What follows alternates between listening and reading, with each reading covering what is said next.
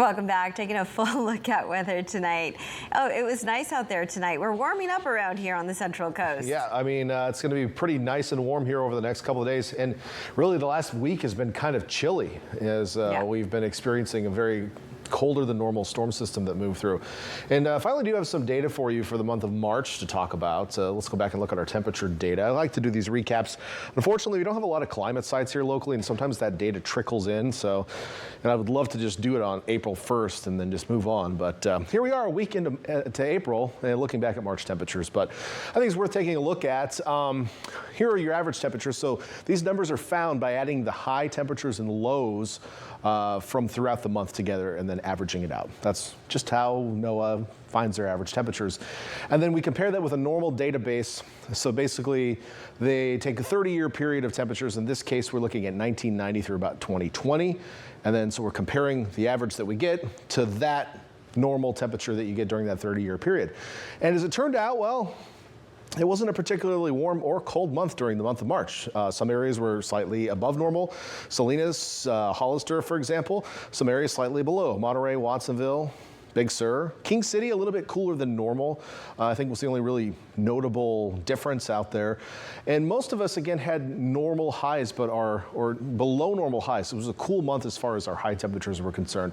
But our low temperatures, which have been historically trending warmer and warmer and warmer, well, they were at or above normal. So for the most part, we just kind of broke even. So nothing too exceptional. Much of the rest of the country was warmer than normal.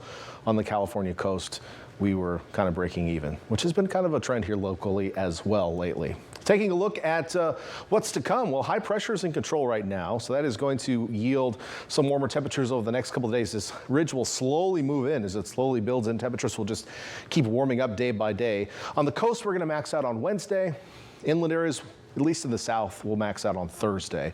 And this is on Wednesday. We see the axis of the ridge, so basically the tall point here, will start to shift to the east. And usually once that happens, we see deeper onshore flow at the coast. The gradients start to switch up a little bit. It doesn't always work that way, but it's going to be the case this time as well. So we'll start that cool down on the coast, and then we'll slide downward into the weekend where this next storm system arrives. And right now it looks like on Saturday, we are going to see wind and rain and much cooler temperatures. We're not done with winter yet. But the next couple of days are going to feel like summer, so we've got that going for us. Let's get you there on Future Track. It does have a few low clouds touching the coast overnight. I have the mention of that in the forecast, but I think most of us are going to start off with a clear day tomorrow and then stay that way through much of the day tomorrow. Mostly sunny skies expected through our Tuesday. We could see a few low clouds near the coast late, but generally I'm expecting a sunny day, and that is going to be the case on Wednesday as well. Lots of sunshine throughout the day, and as I mentioned, temperatures are just going to keep heading upward day by day. Here's where we're at tomorrow. How about 78, Boulder Creek, Ben Lomond. We were in the 40s and low 50s just a few days ago. 78 in Scotts Valley. That might kind of mess with your body a little bit. If you are sensitive to temperatures and you've just gotten used to those cold days we've been experiencing, you know, the upper 70s might feel kind of hot and uncomfortable to you. So make sure you're staying hydrated and, you know, find some shade. There's plenty of that in the Santa Cruz Mountains, turns out, with the trees. 70 in Santa Cruz tomorrow. We'll have a sea breeze in the afternoon, same in Capitola, so it won't be too hot there, but if you find yourself outside of that breeze, it might be a little on the warm side. 78 Gilroy, mid-70s Hollister, low 70s Salinas to Watsonville will stay in the 60s right along the Bay Shore. Over to the peninsula, you'll have a northwesterly wind coming in off the water. It won't be as strong as today, so that's going to allow us to get into the mid to upper 60s tomorrow. Carmel actually might get close to 70, and it certainly will up in the Valley Village. We're going to get to 74 tomorrow, and more 70s up and down the Salinas Valley. And since the air is so dry, we'll have a big spread between our lows and highs with 30s to start the day in our southern valleys and highs closing in on 80 degrees. So let's look at that 7-day forecast on the coast. Temperatures will warm up 4 more degrees on average on Wednesday, and then we'll start that cooling trend Thursday with an increase in onshore flow and eventually some low clouds. And then by the weekend, of course, it's the weekend, mostly cloudy skies, rain expected. Could see some briefly heavy rain from what I'm seeing. Probably some gusty winds as well.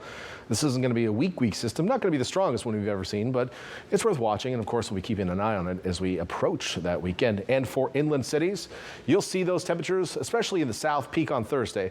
I do include the higher Santa Cruz Mountains in our inland forecast. So places like Boulder Creek would be in that inland forecast. You will be cooler on Thursday than on Wednesday. But, you know, everywhere from like Hollister southward, we'll probably see their warmest day of the week. Thursday, but it won't last long. We're 20 degrees cooler by Saturday with rain in that forecast, so make sure to stay tuned to it. We're back to you. We will. Thank you, Dan.